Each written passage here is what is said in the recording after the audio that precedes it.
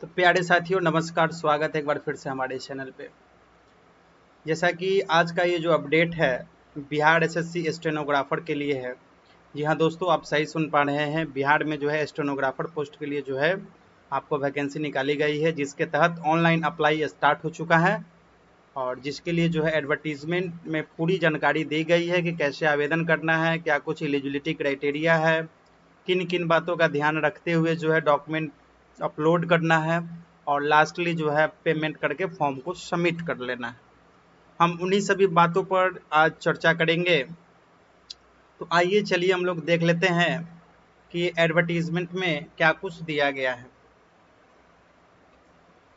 तो आपके सामने में ये रहा आपका एडवर्टीजमेंट, जिसमें बताया गया है कि अश्वलिपिक वही स्टेनोग्राफर और अशुटंकन ग्रेड 3 के पदों पर नियुक्ति हेतु आयोजित की जाने वाली प्रतियोगिता परीक्षा का विज्ञापन, और विज्ञापन संख्या आपका है 7/2025।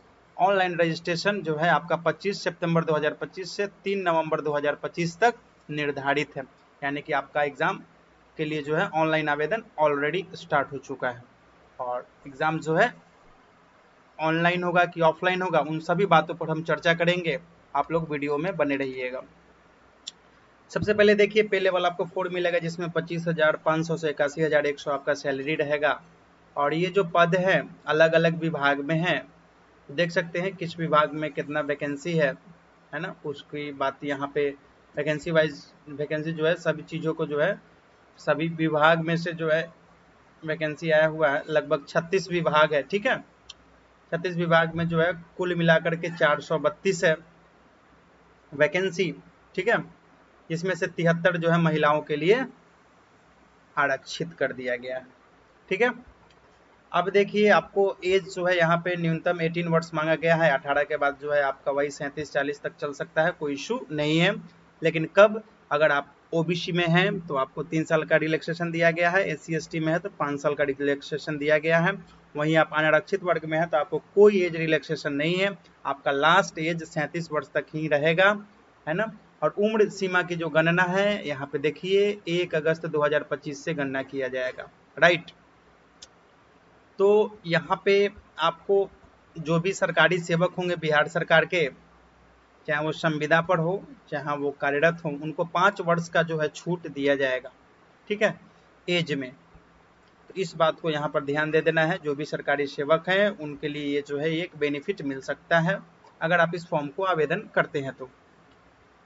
आगे देखें, उक्त परीक्षा के लिए ऑनलाइन आवेदन पत्र भरने वाले अभ्यर्थियों को अपनी जाति के अनुरूप आरक्षण कोटि को सही एवं स्पष्ट रूप से भरना अनिवार्य हो गया।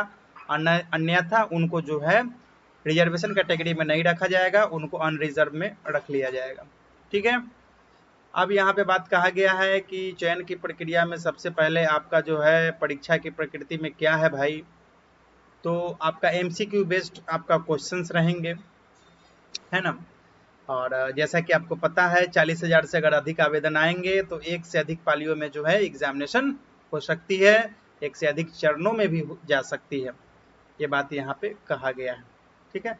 विभिन्न चरणों में परीक्षा आयोजित किए जाने की स्थिति में परीक्षा परिणाम सामान्यीकरण के द्वारा अपनाते हुए तैयार की जाएगी। वही सामान्यीकरण मतलब नॉर्मलाइजेशन की प्रक्रिया अपनाई जा सकती है। लिखित परीक्षा वस्तुनिष्ठ होगा, यानी कि वही MCQ होगा। लिखित परीक्षा के माध्यम से उपलब्ध रिक्तियों का 5 गुना के बराबर जो है अभ्यर्थियों को जो है स्किल टेस्ट, वही यानी कि स्टेनोटाइपिंग टेस्ट के लिए जो है आपको बुलाया जाएगा। यानी कि जितना वैकेंसी है उसका 5 गुना रिजल्ट आपका रिटेन में आएगा। उसके बाद जो भी कुछ कैंडिडेट अगर समान अंक प्राप्त करेंगे तो उसमें जो है एज फैक्टर रहेगा, जिसमें जिसका एज ज़्यादा रहेगा उनको पहले रखा जाएगा। अब देखिए, आपको यहाँ पे लिखित परीक्षा में जो आपका एग्जामिनेशन कैटेगरी है उसमें कहाँ कहाँ से क्या कुछ क्वेश्चन रहेंगे। आपका जो जनरल आपका जो अध्ययन है वहाँ से जो है आपको क्वेश्चन रहेंगे। समान विज्ञान एवं गणित से क्वेश्चन रहेंगे। मानसिकता क्षमता यानी वही comprehension, logic, reasoning, mental ability जो हो गया वही सब हो गया, है ना। 150 प्रश्न होंगी। एक सही उत्तर के लिए आपको 4 अंक दिए जाएंगे, वहीं गलत के लिए 1 अंक की कटौती होगी, यानी कि 1/4 आपको जो है यहाँ पे देखने को मिलेगा नेगेटिव मार्किंग। परीक्षा की अवधि आपकी 2 घंटा 15 मिनट की होगी और परीक्षा का माध्यम आपका हिंदी एवं अंग्रेजी दोनों में रहेगा। ठीक है। अब देखिए आपको सामान्य अध्ययन में क्या कुछ कहा गया है। इनमें प्रश्नों का उद्देश्य अभ्यर्थी के आसपास के वातावरण की सामान्य जानकारी तथा समाज में उनके अनुप्रयोग के संबंध में उसकी योग्यता की जांच करना होगा। वर्तमान घटनाओं और दिन प्रतिदिन की घटनाओं को सूक्ष्म अवलोकन तथा उनके प्रति वैज्ञानिक दृष्टिकोण जैसे मामलों की जानकारी संबंधी ऐसे प्रश्न भी शामिल किए जाएंगे। मतलब एक तरीके से जो है आपको जनरल अध्ययन है ना, वहां से जो आपको क्वेश्चन पूछे जाएंगे।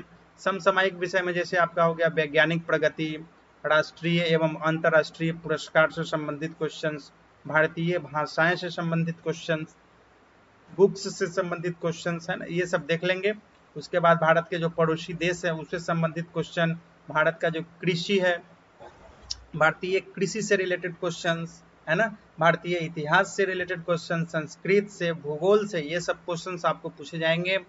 सामान्य विज्ञान में आपको जो है फिजिक्स से, केमिस्ट्री से, बायोलॉजी से है ना, कंप्यूटर के बेसिक कुछ वर्ड्स प्रोसेसिंग के ज्ञान आपको होने चाहिए है ना, उस सबसे भी क्वेश्चन पूछे जाएंगे।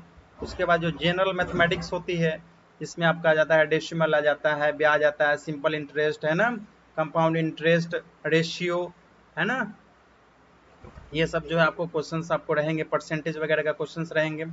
उसके बाद आईक्यू लेवल क्वेश्चन में वही आपको जो है शाब्दिक प्रकार के जो है आपको क्वेश्चन दिए जाएंगे, जिसमें कुछ भिन्नता जो है आपको चुनना पड़ेगा। स्थान की कल्पना यानी कि वही fill in the blanks type question रहेगा।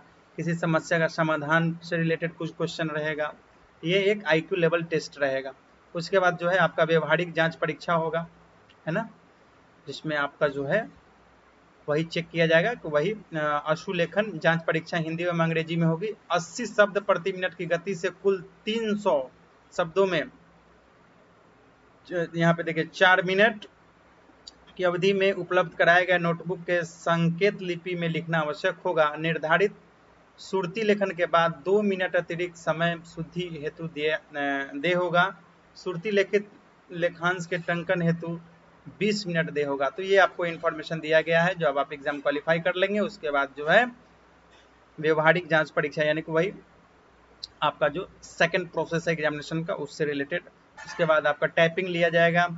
टाइपिंग में जो है आपको मंगल फॉन्ट रहेंगे, ये बात यहाँ पे कह दिया गया है। हिंदी टंकन जांच परीक्षा हेतु 30 वर्ड पर मिनट आपको यहाँ पे रहेगा। ये एक डिटेल जानकारी, ठीक है। तो इसके लिए ऑनलाइन ऑलरेडी आप स्टार्ट हो चुका है, और फॉर्म फीस तो आपको पता ही होगा, 100 रुपये सभी फॉर्म के लिए है, कोई इशू नहीं है ना। आपको 3 नवंबर तक जो है लास्ट डेट रहेगा इस फॉर्म का। जो कुछ आवश्यक डॉक्यूमेंट चाहिए, जिसमें आपका मैट्रिक का अंक पत्र एंड उसका मैट्रिक का सर्टिफिकेट, इंटर का मार्कशीट, इंटर का सर्टिफिकेट, रेसिडेंस सर्टिफिकेट, जाति प्रमाण पत्र है ना, इन सब से रिलेटेड जो है आपको ये चीज़ें रहेंगे। उसके बाद अगर स्वतंत्रता सेनानी के पोता पोती हैं तो उनके लिए जो है उनका प्रमाण पत्र होना चाहिए। उसके बाद दिव्यांगता के लिए यानी कि फिजिकल डिजेबल कैंडिडेट के लिए उसका प्रमाण पत्र। ऑनलाइन भरते वक्त जो है आपको काफ़ी ध्यानपूर्वक जो है रजिस्ट्रेशन करना है, ताकि जो है कोई समस्या ना हो आगे चल करके, है ना। क्योंकि अगर आपको एडिट का ऑप्शन अगर नहीं दिया जाएगा तो आप जो है फॉर्म निरस्त भी कर दिया जा सकता है ना। लाइव फोटो का उसमें प्रावधान है, लास्ट में जो आपका लाइव फोटो भी लगेगा, तो देख लीजिएगा। फोन से भी आप लोग लाइव फोटो ले सकते हैं, है ना।